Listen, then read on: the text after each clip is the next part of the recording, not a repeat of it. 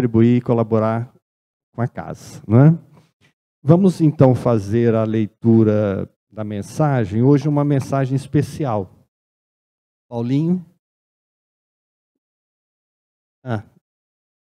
É do livro Palavra de Vida Eterna, não é? Do Chico. Através do Emmanuel, lição 61. Perdão, remédio santo. Pai, perdoa-lhes, porque não sabem o que fazem. Jesus, Lucas 23, 34. Toda vez que a moléstia te ameaça, recorres necessariamente aos remédios que te liberem da apreensão. Agentes calmantes para a dor, sedativos para a ansiedade, em suma, à face de qualquer embaraço físico, procuras reabilitar as funções do órgão lesado. Lembra-te de semelhante impositivo e recorda que ainda há pensamentos enfermiços de queixa e mágoa, de prevenção e antipatia, a te solicitarem adequada medicação para que se te restaure o equilíbrio. E, se nas doenças vulgares reclamas despreocupação, em favor da cura, é natural que nos achaques do espírito necessites de esquecimento para que se te refaçam as forças. O perdão é, pois, remédio santo para a euforia da mente na luta cotidiana. Tanto quanto não deves conservar detritos e infecções no vaso orgânico, não mantenhas aversão e rancor na própria alma. Perdoa a quantos te aborreçam, perdoa a quantos te firam, perdoa agora, hoje e amanhã, incondicionalmente. Recorda que todas as criaturas trazem consigo as imperfeições e fraquezas que lhes são peculiares, tanto quanto, ainda desajustados, trazemos também as nossas. E por isso que Jesus, o emissário divino, crucificado pela perseguição gratuita, rogou a Deus ante os próprios algozes: Pai, perdoa-lhes, porque não sabem o que fazem. E, deixando os ofensores nas inibições próprias a cada um, sustentou em si a luz do amor que dissolve toda sombra, induzindo-nos à conquista da luz eterna. Ok? Aí está a mensagem a respeito do perdão. Eu gostaria de chamar à frente o Hélio Tinoco, que é o nosso expositor convidado desta noite.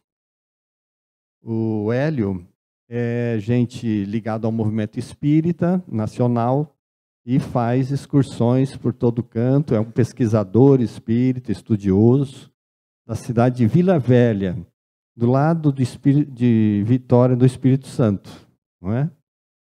E ele está fazendo uma jornada aqui na nossa região, falou ontem em Barretos, hoje aqui em Rio Preto, amanhã em Catanduva, sexta-feira em Monte Alto e sábado e domingo em Matão. Então tem a jornada, ele está até reclamando que está muito fraco, podia fazer 2 por dia, mas está muito bom, né? Para nós está ótimo. Seja bem-vindo, viu, Hélio? Fique à vontade. Ok, vamos então fazer a nossa prece para dar o início e passar a palavra ao nosso convidado. Senhor Jesus, divino amigo, bondoso mestre, é com muita satisfação, alegria, receber o nosso convidado nesta noite. É para nós motivo de orgulho e honra estar com o nosso irmão estudioso, para ele trazer a sua mensagem a todos nós, que aqui estamos de boa vontade, com amor, com o coração aberto ao bem. Senhor Jesus, abençoa todos nós, envolva-nos com a tua paz. Precisamos muito, nesses dias tormentosos que passamos, Precisamos muito da tua companhia, da tua presença divina. Assim, Senhor Jesus, rogamos a tua assistência às nossas criancinhas, os bebês nas salas, os nossos jovens nos estudos, o pessoal que nos assiste pela internet. Enfim, que todos nós estejamos nesta sintonia de amor. Assim, Senhor Jesus, em teu nome pedimos permissão para iniciar a reunião desta noite.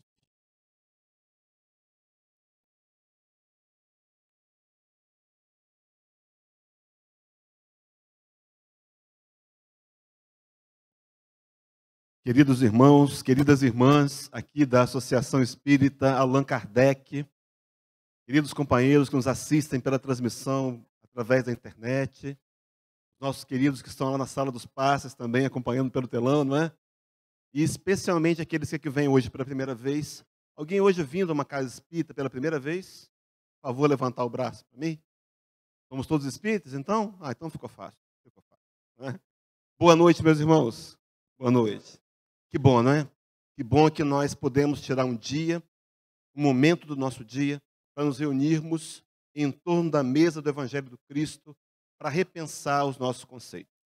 Queridos, ao longo da história, da nossa história de espíritos imortais, nós fomos criando um banco de dados. Esse banco de dados, de informações, nós o acessamos e construímos conceitos. E são esses conceitos que têm dirigido nossas escolhas e decisões. Talvez o meu conceito com relação a perdão não seja o mais correto. Talvez eu tenha desenvolvido e até acredite que seja ele uma realidade, mas talvez ele seja baseado em uma fundamentação que não é a de Jesus. Então, a proposta dessa noite vai ser a gente apresentar a visão de Jesus com relação ao perdão, num tema que nós intitulamos como sendo os 3 Is do perdão de Jesus. Companheiros, ficaram curiosos? Quem viu pela internet a chamadinha? 3 Is. Que Is são esses, não é? Vamos perceber que são Is muito conhecidos. Há pelo menos 2000 anos temos ouvido falar deles. No entanto, aqui nós demos uma formatada para que ele pudesse, então, de forma mais sequencial, tentar traduzir para a gente, mais uma vez, o pensamento de Jesus com relação a perdão. Então, que a equipe espiritual de Allan Kardec, invisíveis, presentes entre nós, meus irmãos, companheiros que conhecem o nosso coração, companheiros que estão aqui, que por certo fizeram um consórcio, o nosso anjo de guarda, ouviram a sua prece, viram a sua lágrima, e estão aqui tentando se utilizarem de mim para que a informação alcance o seu coração. Então, o nosso convite, o nosso pedido em prece, é que esses amigos encontrem em mim a possibilidade de falarem aos nossos corações. Que cada um de nós possamos aproveitar esse momento profundamente, porque talvez ele seja um momento decisivo na nossa caminhada de espíritos imortais, caminhando em direção à perfeição. Então, que seja uma noite de muita luz, de muita paz para todos nós, encarnados e também os companheiros desencarnados que vieram conduzidos pelas caravanas do mundo maior. Vamos então ao tema. Os 3 Is do perdão de Jesus. O perdão do Cristo. Qual é a visão de Jesus com relação a perdão? Para começar a desenvolver o tema, a gente perguntaria, mas por que nós buscamos a visão de Jesus? Não é verdade? E é uma questão central do Livro dos Espíritos, a questão de número 625, que eu penso que nós, estudantes, já que somos a maioria espíritas, conhecemos de cor. Allan Kardec faria uma das questões mais decisivas. Allan Kardec pergunta, meus irmãos, e olha o teor da pergunta. Kardec pergunta assim, qual o tipo mais perfeito que Deus tem oferecido ao homem para lhe servir de guia e de modelo? Queridos, essa pergunta, só a pergunta, daria uma palestra. Mas nosso tempo está corrido, nosso tempo é curto, temos horários. Benfeitores espirituais têm tarefas a serem realizadas, não é? Meus irmãos, o tempo do verbo, atentem-se para o tempo do verbo. Deus tem oferecido. Está oferecendo agora o espírito de altíssimo quilate evolutivo, governador do planeta, que foi nos oferecido para ser modelo e guia pessoais de cada um de nós. Diante da pergunta de Allan Kardec, os benfeitores espirituais respondem a menor resposta de O Livro dos Espíritos. No entanto, a mais importante dela. Jesus. Posso abrir um parênteses? Há companheiros de outros segmentos religiosos, e que não vai nenhuma crítica, apenas uma observação, que questionam se nós espíritas somos cristãos. Deveriam vir até aqui, para verem e ouvirem o que nós conhecemos. E talvez entendessem um pouco mais de um Jesus que é capaz de compreender a limitação humana, que não nos censura, não nos pune, não nos faz nenhum tipo de censura, pelo contrário, compreendendo a nossa ignorância, nos perdoa e pede a Deus que perdoe-nos a cada um nas atitudes sombrosas que ainda nos acompanham e nos acompanharão ao longo de algum tempo, mas, claro, precisarão ser combatidas. Somos cristãos, sim. Talvez, por certo, os cristãos mais atualizados do momento, né? Nós somos aí o Windows 10 do cristianismo. Mas vamos voltar para cá, meus irmãos. Diante do comentário, da resposta dos amigos espirituais Allan Kardec, Kardec ainda faz um comentário. Meus irmãos, observe uma coisa comigo aqui. Allan Kardec estava preocupado em que nós, dessa vez, compreendêssemos com clareza racional a fala de Jesus. Por quê? Porque nós viemos de encarnações sequenciais, onde nós fizemos deduções da Bíblia. Nós fizemos deduções, interpretações. Só para a gente ter ideia, a Bíblia no Brasil, ela tem em 23 traduções oficiais. 23. Eu tenho 7 traduções. Há textos que não dizem a mesma coisa. O mesmo texto tem sentido e interpretações diferentes. Allan Kardec não queria que acontecesse conosco, então ele pergunta. E em cima da pergunta, uma outra pergunta. E em cima da pergunta, um comentário. Em cima do comentário, outra pergunta. Para que, de forma muito intensa, nós pudéssemos, dessa vez, realizar a grande proposta. Nos tornarmos aqueles que praticam o Evangelho e não apenas o conhecem intelectualmente. Sim, é preciso passar pelo conhecimento intelectual, porque sem ele não o compreenderemos e não atuaremos em nós mesmos.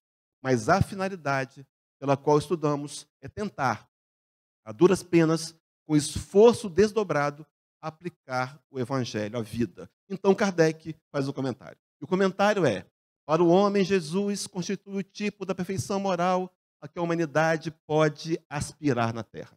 Nós podemos sonhar um dia ser igual a Jesus. E ele sabia que nós um dia seríamos iguais a ele. Por isso, uma passagem do Evangelho que só nós espíritas podemos explicar. Aquela que o Nazareno teria dito que nós faremos as obras que ele fez. E ainda as faremos maiores. Lembra desse texto? Então ele continua dizendo, no seu comentário, Deus nos oferece a Jesus como o mais perfeito modelo, e a doutrina que ensinou é a expressão mais pura da lei do Senhor. Porque sendo ele o mais puro de quantos têm aparecido na terra, o Espírito Divino o animava. Então Jesus, o modelo e guia, e a doutrina que ensinou. E no passado, nós deturpamos. Repetindo, fizemos interpretações equivocadas. Uma delas, pegamos a mensagem de Jesus, onde estava dito por ele que nós não deveríamos, nós precisaríamos tomar da espada. Ele diz que não veio trazer a paz, mas a espada. Fizemos uma interpretação linear. Espada não era uma ferramenta para cortar carne e nem para se barbear. Era uma ferramenta de morte. Então, se ele disse, nós matamos. Montamos um exército e matamos, no final do século XI até o século XIII, nas cruzadas, milhares de pessoas em nome de Jesus. Interpretações. Mas agora, numa nova oportunidade reencarnatória, Jesus apresenta a sua doutrina de forma rediviva pelo Espiritismo. Meus irmãos, esse momento reencarnatório é preciosíssimo. A pergunta é, no seu coração, será que eu tenho utilizado a ferramenta do Espiritismo para dar um up na minha evolução moral? Será que eu tenho utilizado como algo prático? Responda para você. Mas segue Allan Kardec dizendo, então, a pergunta é, então se nós temos a visão de Jesus, é a visão que nós buscamos com relação a tudo e ao perdão, qual é essa visão? Qual é a visão do Cristo? Lá no Evangelho segundo o Espiritismo, capítulo 6, item 4, diz assim: o Espiritismo mostra, vou ler rapidamente, o Espiritismo mostra a causa dos sofrimentos nas existências anteriores e na destinação da Terra, onde o homem expia o seu passado. Meus irmãos, a realidade espírita, lógica e racional, tem feito as casas do Brasil e no mundo encherem. Nós temos visto um progresso numérico intenso nas casas espíritas, porque nós respondemos com lógica e raciocínio. Nós temos respostas que a humanidade vem tentando entender há 6.000 anos de filosofia. Quem somos? De onde viemos? Para onde vamos? Por que passamos pelas dores que passamos? E explica racionalmente, atribuindo a Deus as suas qualificações de bom e justo. Mas segue então o texto. Mostra então o Espiritismo objetivo dos sofrimentos, apontando-os como crises salutares, que produzem a cura e como meio de depuração, que garante a felicidade nas existências futuras. O homem compreende que mereceu sofrer e acha justo o sofrimento. Agora acompanhe comigo. Sabe que o sofrimento este lhe auxilia no adiantamento moral, no seu adiantamento, e o aceita sem murmurar, como o obreiro aceita o trabalho que lhe assegurará o salário. O Espiritismo lhe dá então fé inabalável no futuro, e a dúvida pungente não mais se lhe apossa a alma. Meus irmãos, nós temos provas científicas da ciência espírita e paralela de que somos espíritos. Não somos seres materiais. A nossa natureza é espiritual. No entanto, passando pela experiência física para desenvolver as valências e virtudes fundamentais no espírito mortal que somos. Mas a conclusão diz, dando-lhe então o Espiritismo a ver do alto as coisas, a importância das vicissitudes terrenas some-se no vasto e esplêndido horizonte que ele o faz descortinar. E a perspectiva da felicidade que o espera lhe dá a paciência, a resignação e a coragem de ir até o termo do caminho, até o final do caminho. Então a visão do Cristo é a visão do alto, vendo de cima. Paulo de Tarso, quando escreveu a carta aos Colossenses, capítulo 3, versículo 1, eu não sei quem está aí atrás consegue ler direitinho aqui, mas acompanhe na minha voz. Paulo diz assim: portanto, se fostes ressuscitados juntamente com Cristo, buscai as coisas do alto, de onde Cristo vive, assentado à direita de Deus. A visão que nós buscamos é a visão do alto. E a orientação de Paulo é uma ordenação. Buscai as coisas do alto, buscai a visão de Jesus, em todos e quaisquer assuntos. Meus irmãos, se nós nos perguntássemos, faça um compromisso com você mesmo, se nos perguntássemos mais vezes por dia, o que faria Jesus se estivesse no meu lugar, eu garanto aos companheiros que nós acertaríamos mais e erraríamos menos. Temos, algumas vezes, por ignorância ou voluntariamente, deixado Jesus de lado. É preciso trazê-lo para uma intimidade. Diga para ele: Senhor, não acordei bem hoje, estou com raiva. Mas eu não quero sentir isso. Converse abertamente com Jesus. Traga-o para a sua intimidade. Mas observem então, se essa visão é do alto, qual é a visão? A visão, como é que nós podemos entendê-la?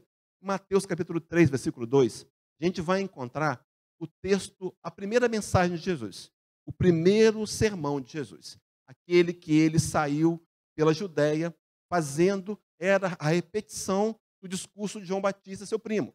Ele dizia assim: arrependei-vos porque está próximo o reino dos céus. Pode ser que na sua Bíblia seja: arrependei-vos porque é chegado o reino dos céus. Meus irmãos, o que ele queria dizer com esse reino dos céus? Ele estava dizendo o que nós dizemos hoje. É o único discurso do Cristo que nós precisamos entender que somos espíritos, responsáveis pelas escolhas que fazemos hoje. No entanto, ele está dizendo: arrependei-vos. O que é o arrependimento? A palavra arrependimento, a sua origem, significa mudar de direção. Então, viemos aqui para mudar de direção na nossa vida, a favor agora de Jesus e de nós mesmos, e consequência disso, através da compreensão de que somos espíritos. Quando Cristo vai falar que nós somos seres imortais, lembra aquela oração que ele fez em João, capítulo 17, ali o versículo 14, uma prece que o Cristo faria pelos discípulos que viriam. Orava o Senhor por nós. Sabia que nós enfrentaríamos desafios do materialismo, do orgulho, da ganância, da vaidade. E nessa oração ele vai dizer assim: Pai, não peço que os tires do mundo, mas que os livres do mal. E diz o versículo 14: porque não são do mundo, assim como eu do mundo também não sou. Deixando explícito que nós somos espíritos. Meus irmãos, não nos enganemos. A carne, o corpo, a matéria nos engoda. Nós acreditamos que somos sim matéria. É preciso lutar contra isso. Nós estamos temporariamente estagiando nesse corpo ideal, planejado para a gente, para que esse corpo e a nossa vida e as reações produzam e construam as valências e virtudes do espírito imortal. Meus irmãos, estou sendo claro? Todo mundo está me ouvindo? O som está bom aí atrás? Muito bem. Esse ser imortal, meus irmãos, é responsável pelas escolhas que toma. Por isso, Paulo de Tarso, num outro momento, escrevendo a carta aos Romanos, capítulo 14, versículo 12, declara assim: de maneira que cada um de nós dará conta de si mesmo a Deus. A gente sabe que Paulo de Tarso era legislador, era um homem acostumado com tribunais. E na carta aos Coríntios, a segunda carta, ele tem um versículo no capítulo 10, onde ele diz assim: haverá o dia em que cada um de nós compareceremos ante o tribunal do Cristo para darmos conta do que fizemos de bem ou mal por meio do corpo. O tribunal do Cristo, na religião do passado, na teologia arcaica, nós achamos que era o juízo final, a condenação ao inferno. Enfim, hoje, numa releitura espírita, sabemos que esse dia, esse tribunal, é quando desencarnarmos dessa vida. Já depois de refeitos a perturbação inicial do desligamento, vamos nos reunir em nossa colônia de origem para avaliar a encarnação. Essa avaliação, esse tribunal, não é condenatório, é um tribunal corrigitivo. Não há condenação. Nós inventamos isso, a teologia inventou isso. Deus não castiga, Deus apenas ama. Nesse tribunal vai ser avaliado e no quesito pai eu não fui aprovado. Não fui um bom pai. O que vai acontecer? Vou passar por um treinamento intensivo de como ser um bom pai no mundo espiritual, para quando reencarnar de novo, como pai, eu ter mais chances de acertar. Não há condenação, mas nós somos espíritos responsáveis pelas escolhas que fazemos. Examinando um livro do Carlos Bacelli, aqui de cidade vizinha, né? Um livro chamado Evangelho de Chico Xavier, há uma declaração no item 17, onde Chico teria dito que a maior dor que um espírito mortal pode sentir é quando ele retorna à pátria espiritual e percebe que perdeu tempo e desperdiçou oportunidades. Meus irmãos, as oportunidades perdidas daqui para trás não podem mais voltar. Mas e as que eu vou perder daqui para frente? Será que eu tenho estado atento para a minha condição de espírito responsável por decidir e escolher melhor? Pensemos nisso. É esse o objetivo pelo qual viemos ao planeta e viemos a essa casa nessa noite. Trazidos pelos amigos espirituais e influenciados pelo nosso anjo de guarda, que está extremamente preocupado com as minhas decisões de amanhã. Mas seguindo, meus irmãos, então, o perdão que a gente vai apresentar aqui, os 3 Is, é o perdão na visão de Jesus. Então ele se torna o perdão. Não há melhor exemplo, não há melhor dinâmica de conhecer e aplicar o perdão do que a apresentada por Jesus. Então, nós vamos trabalhar esse perdão de Jesus em 3 momentos. Para começar a desenvolver os 3 Is, conceito de perdão. Observe, meus irmãos, perdão é remissão de uma falta ou de uma ofensa. Fui desdobrar isso. O que é remissão? Remissão é absolvição, indulgência, sentimento de compaixão e de misericórdia. Queridos, eu fiquei encantado, porque eu encontrei esse conceito num dicionário comum. Não foi um dicionário religioso, não. Mas ele fala em compaixão e misericórdia. O que é compaixão? É me compadecer da dor do outro. O que é misericórdia? É compreender a limitação e a deficiência do outro. sem compaixão e sem misericórdia não há perdão. Vamos perceber isso ao longo das falas de Jesus. Então, nós fomos lá na questão 886, me inspirei lá, onde Allan Kardec perguntaria qual o sentido para Jesus da verdadeira caridade, né? E é apresentado lá a caridade em 3 aspectos: benevolência para com todos, indulgência para com as imperfeições alheias e perdão das ofensas, não é assim? Então, eu desenvolvi os 3 Is. Vamos tirar logo essa dúvida? Quais são os 3 Is? Vamos lá. Primeiro I, perdão imediato. Vai cair na prova, gente, presta atenção. Segundo, perdão incondicional.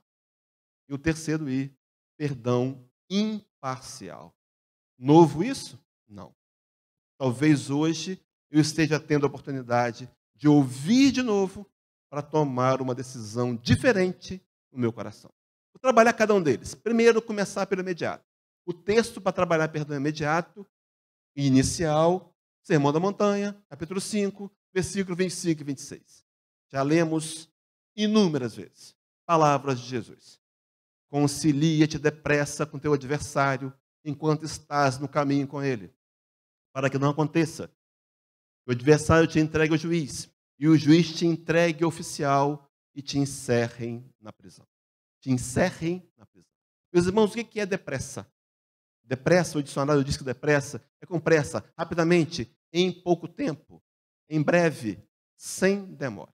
Reconcilia-te depressa. Nós sabemos o que é depressa. Vou dar um exemplo. A esposa está querendo trocar de fogão. Então ela quer comprar um fogão Electrolux de aço escovado, sem propaganda da Electrolux, até porque não está patrocinando nada, não é verdade? Mas aço escovado, até na lateral é escovado. 5 queimadores, o do meio é maior, e 2 fornos independentes. Você pode usar um ou outro.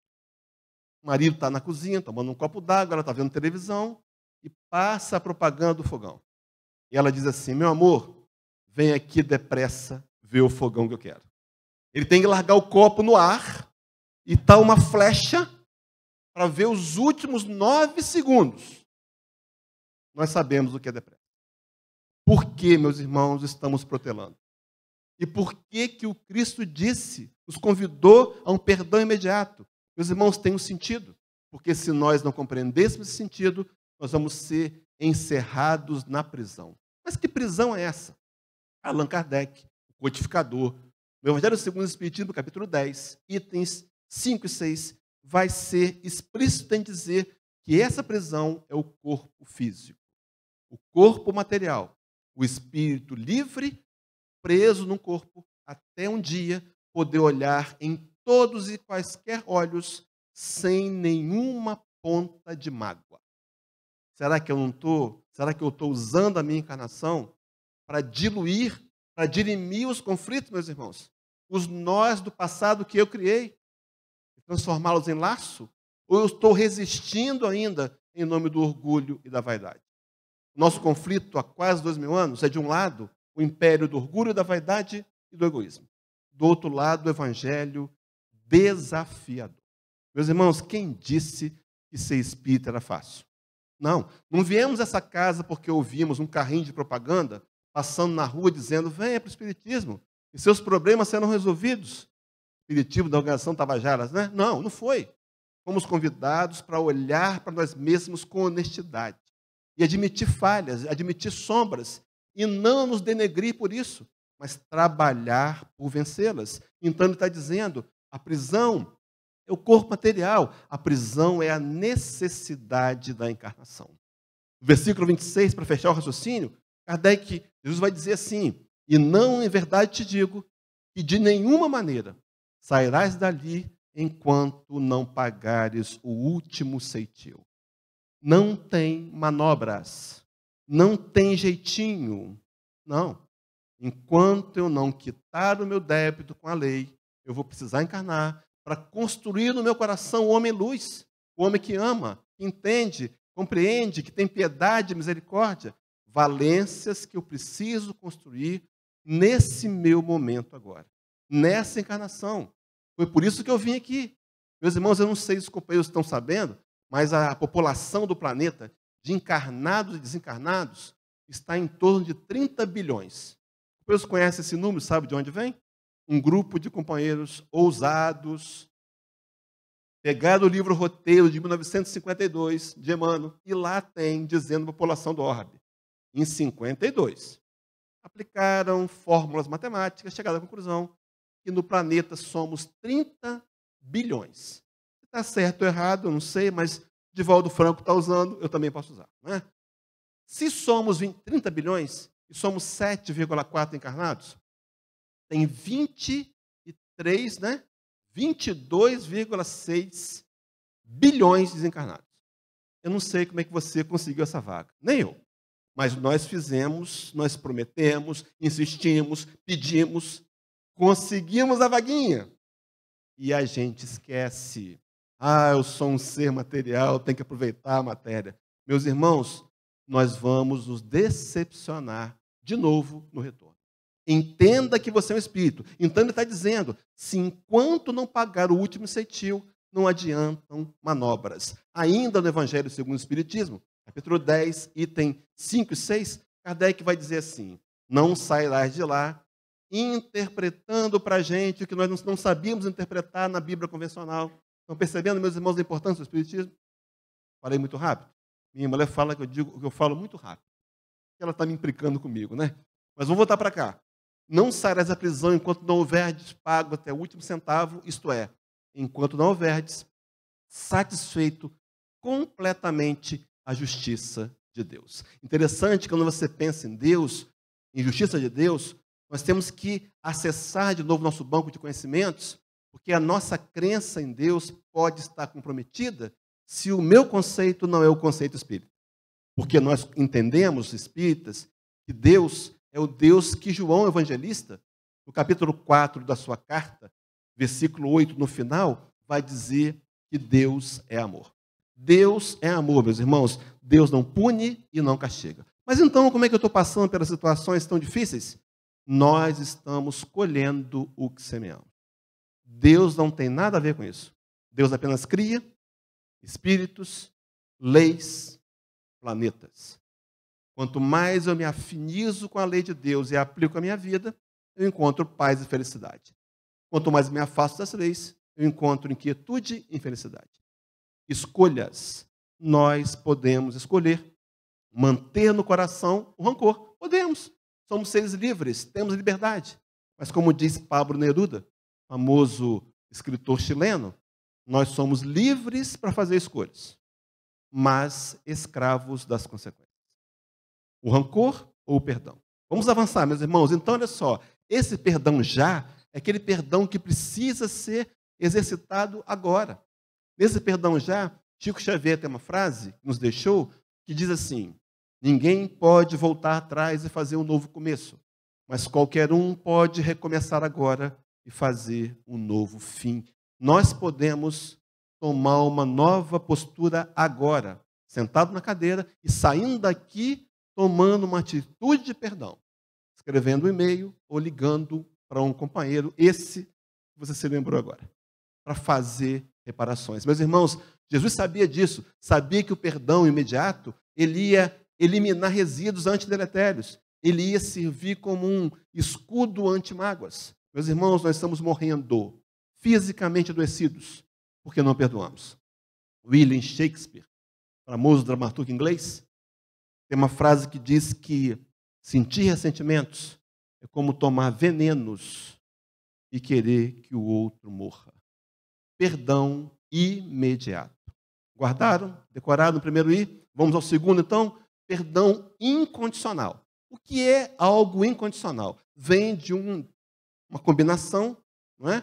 Condição, que significa o que determina ou não a realização de alguma coisa. Então o marido veio correndo para a cozinha, para a sala, viu o fogão e disse para a mulher, esse mês eu não tenho condição. Não é? Mas condição é se eu posso fazer ou não. O in é um mofema que tem o sentido de privar ou negar alguma coisa. Então o incondicional é aquele perdão sem impor condições.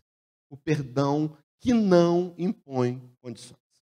Capítulo 12, Evangelho segundo o Espiritismo, Allan Kardec falando de inimigos desencarnados, no item 3, ele vai dizer assim: amar os inimigos é não opor nenhum obstáculo à reconciliação com eles. Meus irmãos, será que eu tenho imposto condição? Porque é muito comum, na nossa faixa evolutiva, vivenciar o perdão incondicional. Discursos racionais que contrariam a Jesus. Foi ele que me aborreceu, é ele que tem que pedir desculpas. Quem disse isso? Não foi Jesus. Fomos nós confabulando.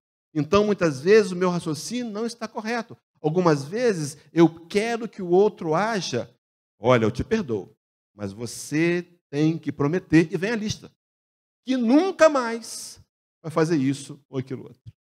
A pessoa até promete, porque quer muito perdão, mas ninguém pode garantir que não vai errar de novo, nem nós mesmos, não é verdade, meus irmãos? Então, esse perdão, ele tem uma condição, ele é incondicional, porque ele não pode impor nenhum tipo de condição. Nós vamos tirar do próprio Evangelho de Jesus o mesmo Sermão da Montanha, as bases para desenvolver esse raciocínio. Diz assim o capítulo 5, versículo 38 a 45. Ouviste o que foi dito, olho por olho, dente por dente. Eu, porém, vos digo que não resistai ao mal, mas se qualquer te bater a face direita, oferece-lhe também a face esquerda. A gente entendeu no passado como uma forma literal. Oferecer a face contrária, meus irmãos, é quando alguém me trata mal e eu o trato bem. Quando ele me despreza, eu lhe dou atenção. Eu faço o contrário do que ele faz comigo. Foi o que Paulo diz aos Romanos, capítulo 12. Eu queria aqui dar uma sugestão para os companheiros. Leiam o capítulo 12 de Romanos. Paulo foi extremamente feliz nesse capítulo, como também na sua literatura, não é? Mas diz assim, no versículo 21, não te deixes vencer do mal, mas vence o mal com o bem. Meus queridos, guarda o que eu vou dizer agora. Não vai resolver se não for por amor. Não vai. Você vai impor, você vai brigar, você vai ofender, você vai odiar e não vai resolver de novo. Só resolvemos questões do coração se formos movidos pelo amor. Paulo, muito sábio. Não te deixes vencer do mal, mas vence o mal com o bem. O Cristo continua no capítulo 5 para dar base a esse perdão incondicional. E ao que quiser pleitear contigo e tirar-lhe a vestimenta, larga-lhe também a capa. E se qualquer te obrigar a caminhar 1 milha, vai com ele 2. Se estiver um pouquinho acima do peso, pode ir até 3. Dá a quem te pedir e não te desvies daquele a quem quiser que ele empreste. Observe que ele está dizendo qualquer. Não há condição, qualquer um. Eu preciso, meus irmãos, perdoar, não pelo outro, mas por mim. Eu li um livro há um tempo atrás, de um autor não espírita, e ele dizia que perdoar é como soltar um preso da cadeia e depois descobrir que o preso era você. Quando nós perdoamos, nós sentimos libertação e alívio. Quantas vezes ficamos resistindo ao perdão? E sofrendo e adoecendo. As chamadas doenças psicossomáticas geram câncer. Não perdoar vai te levar a um consultório médico. Pode estar certo disso. Não é praga não, meus irmãos, é previsão. Mas dá tempo de voltar atrás ainda, começando por hoje. Olha a conclusão. Ouviste o que foi dito. Amarás o teu próximo e aborrecerás o teu inimigo. Eu, porém, vos digo, amai vossos inimigos, bendizei os que vos maldizem, fazei o bem aos que vos odeiam, e orai pelos que vos maltratam e vos perseguem, para que sejais filhos do Pai que está no céu. Meus irmãos, quase 2000 anos dessa mensagem. E está dito ali, orar por aqueles que nos maltratam e perseguem. Esse companheiro que você está lembrando dele agora, não faça retaliações para ele, não. Nem tente sabotá-lo. Ore por ele. A oração produz eflúvio de amor. E o eflúvio de amor é perceptível, os espíritos mortais percebem.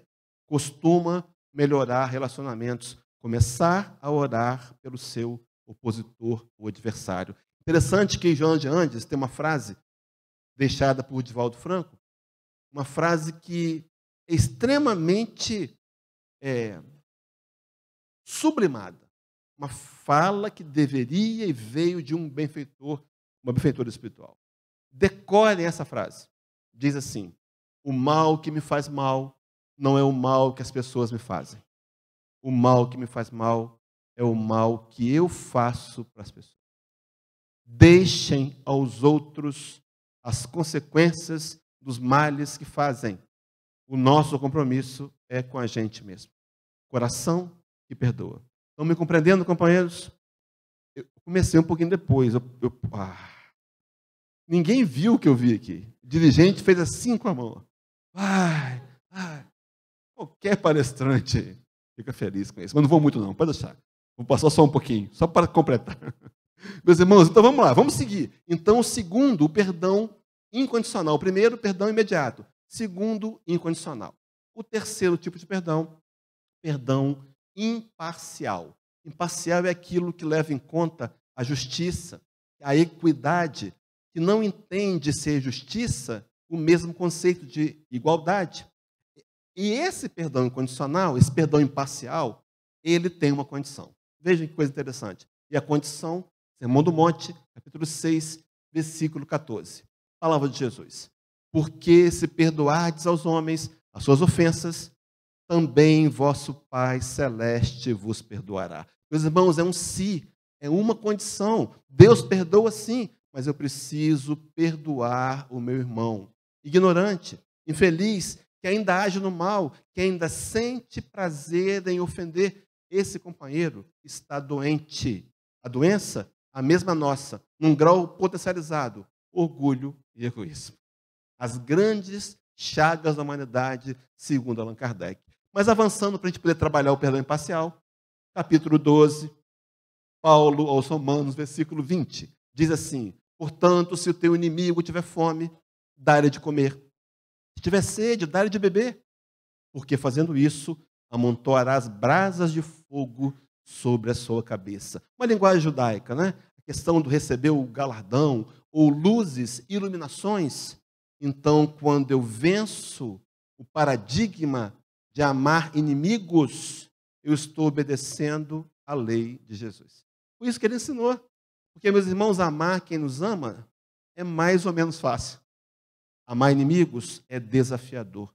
O Espiritismo é um desafio pessoal, individual, onde eu posso continuar nele ou não querer. É uma opção. Que opção tomaremos essa noite, meus irmãos? Continuar no processo, no trabalho, de olhar para a gente mesmo, de vencer sombras? Ou vamos, mais uma vez, nos declinar? Vamos ceder, vamos renunciar, vamos, mais uma vez, permitir sermos vencidos. Mas olha só, então, seguindo Paulo de Tarso, Efésios, capítulo 4, 32, diz assim: antes, sede uns para com os outros benignos, compassivos, perdoando-vos uns aos outros. E veja, assim como também Deus em Cristo vos perdoa. Então, Jesus, modelo e guia da humanidade, que deve ser o nosso modelo e guia pessoal, perdoou-nos. Assim como Deus nos perdoou em Cristo, nós também deveríamos perdoar. Emmanuel, no livro Fonte Viva, na lição 113, ele faz uma colocação extremamente sóbria, extremamente profunda. Diz assim: que seria de nós se Jesus não nos desculpasse os erros e as defecções de cada dia? Completa dizendo: e se esperarmos alcançar, se esperamos alcançar a nossa melhoria, contando com a benemerência do Senhor, por que negar ao próximo a confiança no futuro? Uma mulher pega em adultério, segundo João capítulo 8, foi trazida até Jesus. Os fariseus aproveitaram aquele momento para tentá-lo também. Disse assim: Senhor, a lei de Moisés reza que essa mulher tem que ser apedrejada. Está na lei. Você conhece a lei. O que você vai dizer para a gente agora? O Cristo olhou para aquele homem, para aqueles homens e disse: olha, aquele que dentre vós estiver sem pecados, atire a primeira pedra. E diz essa história que ele abaixou-se no chão e começou a escrever. Historiadores dizem que ele escrevia os erros daqueles homens, em letras grandes. Aqueles homens viram e pensaram: esse profeta não é igual aos outros. Ele conhece o meu coração, ele está escrevendo. muitos ali daqueles homens adulteravam com aquela mulher. Naquele momento que viram, que estavam diante de Jesus, começaram a abandonar as pedras. No final, todos tinham ido embora.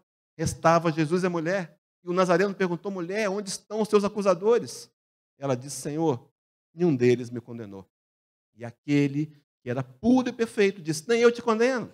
Vai e não peques mais. Meus irmãos, o perdão de Jesus é o perdão que liberta. Liberta o outro e liberta a nós mesmos. É por isso que no capítulo 7, também do Evangelho de Mateus, lá no Sermão da Montanha, versículo 12, o Cristo vai nos deixar o melhor conceito de justiça, de imparcialidade. Ele vai dizer, portanto, tudo que vós quereis que os homens os façam, fazei-lo também vós, porque esta é a lei e os profetas. Meus irmãos, a que lei ele se referia? Não é mais a lei de Moisés, não é mais a lei arcaica da Torá, é a lei que ele nos deixou. No Evangelho de João, capítulo 15, versículo 12, o meu mandamento é este, que vos ameis uns aos outros, assim como eu vos amei. O Senhor se colocando como referência de amor. Será que eu tenho entendido como ele amava? Qual é o tipo de amor do Senhor? Eu quero dizer para os companheiros, porque o tempo não permite, que é um amor que perdoa, que compreende a falha, que é indulgente, que é o amor que compreende a limitação. E mesmo assim, aceita, convive, motiva, incentiva, educa, através da atitude e do exemplo. Eu sei que não é fácil. Eu sei que não é fácil. Mas é desafiador. E o convite é que a gente renove nosso coração nessa noite, meus irmãos, a proposta de continuar tentando. A palavra que não pode existir entre nós é desistir. Conhece a história do homem que queria quebrar uma pedra e tem um martelo? E ele aplica aquela pedra 1000 marteladas. A martelada número 1000, a pedra se quebra. A pergunta, quem quebrou a pedra? Foi a martelada número 1000? Ou foram as 1000 marteladas? Não é? Talvez a sua martelada hoje seja 978. Só faltam 22. Continua. Não desista. Resultados só vão surgir se nós continuarmos. Compreendido, meus irmãos? Bom, então aqui, para falar dos 3 Is, agora chega a parte crucial da palestra. 2 impositivos. E aqui eu quero convidar os companheiros. Se alguém quiser sair agora, a hora é agora. Porque quem ficar vai se tornar mais responsável. Eu vou dizer na prática como nós vamos sair daqui e perdoar. Alguém quer sair? Estou brincando, gente. Ninguém sai, não. Fecha a porta aí. Né? Vamos começar então. Primeiro I, indulgência. Meus irmãos, não podemos perdoar sem ser indulgentes. A indulgência é a capacidade de nos colocar no lugar do outro. Coloque-se no lugar do seu irmão. É seu chefe que é difícil. Vai conhecer a história dele. Pai alcoólatra, a mãe ausente, irmãos abusivos. Lá atrás ele aprendeu que a melhor defesa é o ataque, está atacando, nem sabe por quê. Se coloque no lugar do outro. Tem uma frase que eu li num livro há 30 anos atrás, dizia assim, se nós soubéssemos das histórias secretas de nossos adversários, encontraríamos na vida de cada um deles sofrimentos e dores suficientes para desarmar o nosso ódio. Indulgência. Sem a indulgência, não conseguimos perdoar. É um exercício. Pensa no vizinho, pensa nele com amor, olhe por ele, se coloque mentalmente na história dele. Isso ajuda a perdoar. Estão dispostos? E a segunda, fazer uma introspecção. É o segundo I, o segundo impositivo. O que é introspecção? É fazer uma análise íntima e reflexiva de nós mesmos, fazer um exame profundo acerca das próprias experiências e daquilo que ocorre no nosso mundo íntimo. Meus irmãos, nós temos reservas, nós temos proteção, nos protegemos. A culpa é sempre do outro. Sempre é o outro. Eu sou um arcanjo. O outro é um perseguidor. Sempre assim. Imaturidade. Procure não se defender. Procure entender de forma real. Olhe para você. O Cristo ensinou isso para a gente lá no Sermão da Montanha, quando ele disse que eu deveria, antes de tentar tirar o cisco do olho do meu irmão, atentar para a trave que está no meu olho. Olhar para o outro é perigoso. Eu posso me tornar juiz, condenar o irmão, e eu não estou em condições de condenar ninguém. Alguém aqui pode atirar a primeira pedra? Não é? Não podemos ainda, meus irmãos, então, seguindo a ideia, perdoar-se vem como sendo a fórmula inicial para aprender a perdoar o outro. Se nós não nos aceitarmos como somos, se não entendermos que somos seres especiais e que ainda cometemos erros, e que os erros do passado têm que ser perdoados, se nós não nos perdoarmos, não vamos poder perdoar o outro. Talvez a dificuldade de relacionamento não seja com o outro, seja com você mesma, porque não aceita a sua limitação. Meus irmãos, nós estamos migrando, caminhando de simples e ignorantes para sermos perfeitos. Nesse meio termo, existe, nesse meio tempo, patamares de imperfeição. Bem-vindos à imperfeição. Não tem problema nenhum ser imperfeito, ter sombras e defeitos. O problema está em comungar com as sombras, em saber que está errado e continuar no erro voluntário. Agora, se você está lutando para ser melhor, valorize a sua história, perdoe o seu passado, em nome de conseguir perdoar o seu próximo. Por isso que lá no livro Palavra de Vida Eterna, na lição 15, Emmanuel vai dizer assim, preste bem atenção, meus irmãos, não desconhecia Jesus, que todos nós, os espíritos encarnados ou desencarnados, que suspiramos pela comunhão com Jesus, com Ele, somos portadores de cicatrizes, dívidas e defeitos, muitas vezes escabrosos. No livro A Caminho da Luz, Emmanuel vai fazer um comentário poético. Ele vai dizer que o planeta em que Jesus atingiu a perfeição moral já virou poeira dos sóis. Explodiu. Os mundos explodem, a Terra vai explodir, tem data. Daqui a 5,4 bilhões de anos, todos nós já seremos perfeitos. Seres que sabem perdoar e amar incondicionalmente. Agora, a questão é, se o Cristo passou por um planeta que evoluiu, e ele foi criado igual a gente, simples e ignorante, ele sabe o que é um mundo em transição, ele sabe o que é o desemprego, ele sabe o que é solidão, querer um companheiro, uma companheira, ele sabe o que é um contra-cheque pequeno, ele sabe o que é uma doença, um familiar difícil, e é por isso, meus irmãos, que ele está habilitado a ser o nosso modelo e guia. Não é por acaso o escolhido para nos servir de exemplo, para a gente tentar amar da forma que ele amou. Ele não desconhece isso, as limitações pessoais de cada um de nós, mas mesmo assim nos aceita e nos ama. Por que que eu me auto-rejeitarei? Aceite-se como você é, sem ficar no comodismo. Desdobre as mangas da camisa, vamos trabalhar. A cada dia, fazendo o possível, sem querer também, de uma hora para outra, se transformar no anjo. Não vai ser assim. Mas trabalhe hoje para ser o Cristo amanhã, tomando atitudes pequenas e possíveis, começando por se perdoar, para alimentar a sua autoestima. Mas seguindo, meus irmãos, então, foi por isso que lá na cruz, naquele momento da cruz, capítulo 23, versículo 34 de Lucas, o Cristo crucificado injustamente não merecia a cruz. Os cravos mediam mais ou menos 30 centímetros, de uma liga metálica parecida com ferro, mas era algo ainda muito rústico. 2 cravos transpassaram os punhos e um vazaram os 2 tornozelos. Colocamos nele uma coroa de espinhos. Se não bastasse, zombamos. Mais ou menos numa linguagem de hoje. Ei, Jesus, salvava todo mundo, né? Agora desce daí. Salva-te a ti mesmo. De lá de cima, olhou para nós. Quem sabe alguns de nós presentes lá. E diz, Pai, perdoa-lhes porque não sabem o que fazem. Compreendendo a nossa ignorância e nos perdoando. Meu irmão, perdoe-se. Deixe o seu passado no passado, é lá que ele tem que ficar.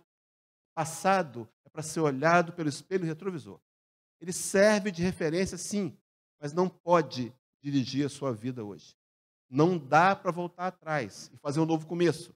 Mas você pode recomeçar agora. e construir um fim feliz para a sua história. Então, para a gente poder pensar e começar a terminar, perdoe-se. Meus irmãos, Emmanuel também, no Palavra de Vida Eterna, na lição 1, ele tem uma fala profunda. Diz assim, Emmanuel: recomeçar é bênção da lei de Deus. Podemos recomeçar agora. Então, recomece. Recomece a contar a sua história agora. Olhe para trás com essa compreensão de amor próprio, entendendo limitações. O que acontece, meus irmãos, é que a gente faz algo de muito covarde com a gente mesmo. A gente volta no tempo com a cabeça de hoje. Não é assim, se eu pudesse voltar há 20 anos atrás, eu não faria aquele aborto. Ou não me envolveria naquela falcatrua. Se aparecesse uma máquina aqui, e você voltasse há 20 anos atrás, você faria o aborto. Sabe por quê? Porque era a cabeça, era a maturidade espiritual que você tinha naquela época. Então, nós nos condenamos com a cabeça de hoje. Não é justo. Perdoe-se, aceite sua história, aceite as consequências dela, comece a fazer reparações, mas alimente o amor próprio, porque Jesus te ama mesmo assim. Então, meus irmãos, para terminar, parece que está no YouTube, quem quiser ver, está gravando de novo aí, que Jesus, esse amigo querido, que conhece os nossos sentimentos, nos trouxe aqui, deu trabalho. Nossos anjos de guarda, a equipe de Allan Kardec, cutucando, vem. Nós viemos para ouvir de novo, meus irmãos, a mesma coisa. Precisamos perdoar. Precisamos exercitar o auto-perdão. Porque à medida que eu aprendo a perdoar a mim mesmo, eu serei capaz de perdoar o outro. Então, que o discurso dessa noite nos convença a sair daqui para tomar uma atitude. A primeira, de auto-perdão. A segunda, de estender o perdão ao outro. Depois que inventaram o e-mail, meus irmãos, ficou fácil perdoar. Escreva tudo o que você sente naquele momento, tudo com aquela relação, tudo. Depois que você apertar o Enter, não volta mais. Não consegue mais voltar. Manda um e-mail e começa a fazer uma prece pelo companheiro.